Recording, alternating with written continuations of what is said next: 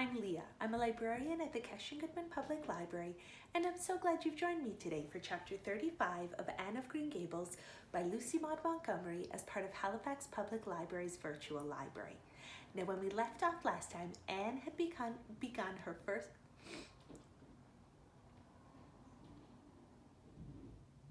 Hi, I'm Leah. I'm a librarian at the Goodman Public Library, and I'm so glad you've joined me today for Chapter 35 of Anne of Green Gables by Lucy Maud Montgomery as part of Halifax Public Library's virtual library.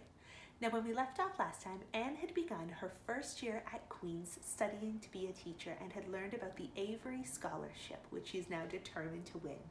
Let's see what happens next in Chapter 35, The Winter at Queen's. Anne's homesickness wore off, greatly helped in the wearing by her weekend visits home. As long as the open weather lasted, the Avonlea students went out to Carmody on the New Branch Railway every Friday night.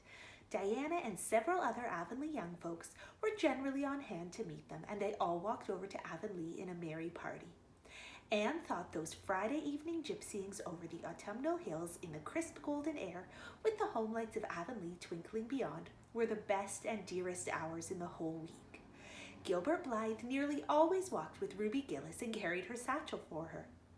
Ruby was a very handsome young lady, now thinking herself quite as grown up as she really was.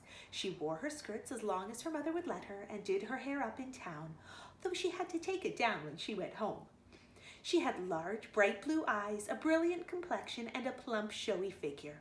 She laughed a great deal, was cheerful and good-tempered, and enjoyed the pleasant things of life frankly. "But I shouldn't think she was the sort of girl Gilbert would like," whispered Jane to Anne. Anne did not think so either, but she would not have said so for the Avery Scholarship. She could not help thinking, too, that it would be very pleasant to have such a friend as Gilbert to jest and chatter with and exchange ideas about books and studies and ambitions.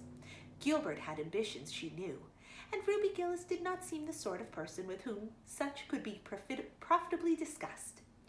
There was no silly sentiment in Anne's ideas concerning Gilbert. Boys were to her, when she thought about them at all, merely possible good comrades. If she and Gilbert had been friends, she would not have cared how many other friends he had, nor with whom he walked. She had a genius for friendship. Girlfriends she had in plenty, but she had a vague consciousness that masculine friendships might also be a good thing to round out one's conceptions of companionship and furnish broader standpoints of judgment and comparison. Not that Anne could have put her feelings on the matter into such clear definition, but she thought that if Gilbert had ever walked home with her from the train over the crisp fields and along the ferny byways, they might have had many and merry and interesting conversations about the new world that was opening around them and their hopes and ambitions therein. Gilbert was a clever young fellow with his own thoughts about things and a determination to get the best out of life and put the best into it. Ruby Gillis told Jane Andrews that she didn't understand half the things Gilbert Blythe said. He talked just like Anne Shirley did when she had a thoughtful fit on, and for her part she didn't think it any fun to be bothering about books and that sort of thing when you didn't have to. Frank Stockley had lots more dash and go, but then he wasn't half as good looking as Gilbert, and she really couldn't decide which she liked best. In the academy, Anne gradually drew a little circle of friends around her, thoughtful, imaginative, ambitious students like herself. With the rosy red girl, Stella Maynard, and the dream girl, Priscilla Grant, she soon became intimate, finding the latter pale, spiritual-looking maiden to be full to the brim of mischief and pranks and fun, while the vivid, black-eyed Stella had a heart full of wistful dreams and fancies, as aerial and rainbow-like as Anne's own. After the Christmas holidays, the Avonlea students gave up going home on Fridays and settled down to hard work.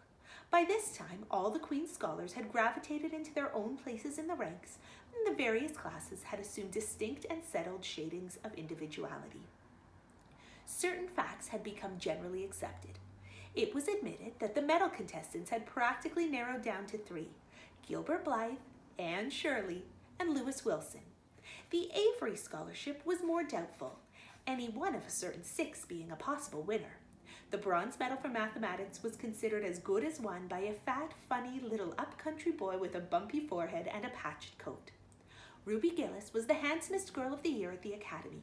In the second year classes, Stella Maynard carried off the palm for beauty with a small but critical minority in favor of Anne Shirley. Ethel Mara was admitted by all competent judges to have the most stylish modes of hairdressing, and Jane Andrews, plain, plodding, conscientious Jane, carried off the honors in the domestic science course. Even Josie Pye attained a certain preeminence as the sharpest-tongued young lady in attendance at Queen's. So it may be fairly stated that Miss Stacy's old pupils held their own in the wider arena of the academical course. Anne worked hard and steadily. Her rivalry with Gilbert was as intense as it ever had been in Avonlea school, although it was not known in the class at large. But somehow the bitterness had gone out of it.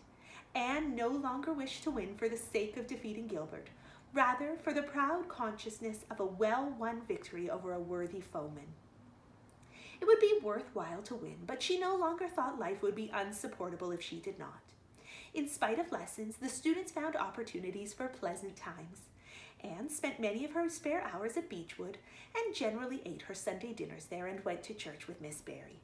The latter was, as she admitted, growing old, but her black eyes were not dim nor the vigor of her tongue in the least abated.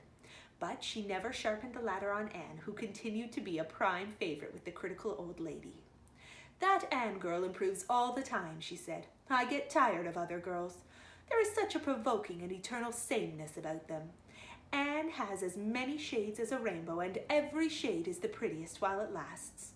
I don't know that she is as amusing as she was when she was a child, but she makes me love her, and I like people who make me love them. It saves me so much trouble in making myself love them." Then, almost before anybody realized it, spring had come. Out in Avonlea, the mayflowers were peeping pinkly out on the sere barrens where snow wreaths lingered, and the mist of green was on the woods and in the valleys. But in Charlottetown, harassed Queen students thought and talked only of examinations. "It doesn't seem possible that the term is nearly over," said Anne. "Why, last fall it seemed so long to look forward to. A whole winter of studies and classes, and here we are with the exams looming up next week. Girls, sometimes I feel as if those exams mean everything. But when I look out at the big buds swelling on those chestnut trees and the misty blue air at the end of the streets, they don't seem half so important." Jane and Ruby and Josie, who had dropped in, did not take this view of it. To them, the coming examinations were constantly very important indeed, far more important than chestnut buds or Maytime hazes. It was all very well for Anne, who was sure of passing at least, to have her moments of belittling them.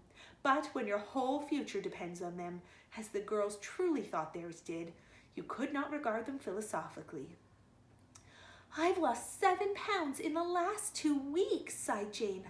"It's no use to say don't worry. I will worry. Worrying helps you some. It seems as if you were doing something when you were worrying. It would be dreadful if I failed to get my license after going to Queen's all winter and spending so much money." "I don't care," said Josie Pye. "If I don't pass this year, I'm coming back next year. My father can afford to send me. And Frank Stockley says that Professor Tremaine said Gilbert Blythe was sure to get the medal and that Emily Clay would likely win the Avery scholarship." "That may make me feel bad tomorrow, Josie," laughed Anne. "But just now, I honestly feel that as long as I know the violets are coming out all purple down in the hollow below Green Gables and that little ferns are poking their heads up in Lover's Lane, it's not a great deal of difference whether I win the Avery or not. I've done my best, and I begin to understand what is meant by the joy of the strife. Next to trying and winning, the best thing is trying and failing. Girls, don't talk about exams. Look at that arch of pale green sky over those houses, and picture to yourselves what it must look like over the purpley dark beech woods back of Avonlea." "What are you going to wear for commencement, Jane?" asked Ruby practically. Jane and Josie both answered at once, and the chatter drifted into a side eddy of fashions.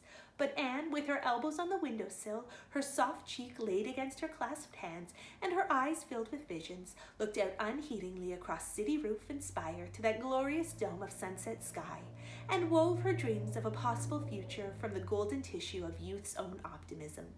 All the beyond was hers, with its possibilities lurking rosily in the oncoming years. Each year, a rose of promise to be woven into an immortal chaplet.